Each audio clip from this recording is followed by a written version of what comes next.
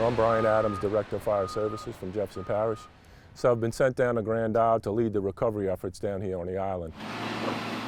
And as you can see, the work has already begun. Today's Labor Day, September 5th, and we're here about 4 o'clock in the afternoon to begin tomorrow putting our efforts together and put our plan in place of how we clean the island up and put them back into some sense of normalcy.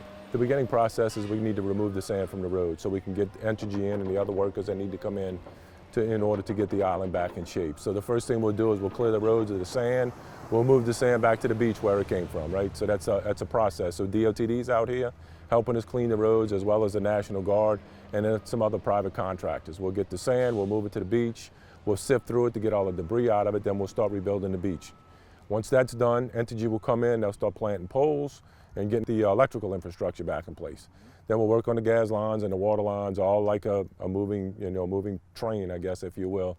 That's how we just put it back together. We'll start on the very far west side of the island and work our way east until we get to the end. Knowing how much sand we have here and how much we had before, obviously, I think it's probably twice as much as we ever had. I think it'll probably take us 4 to 5 weeks to get the sand moved. Working with the DOTD and talking to the governor, and after I met with the president, and looked like things are really pushing. And that's all we asked for. So DOTD's probably got 40 men, we probably got about 100 National Guards right now. We got more dump trucks and more equipment coming in.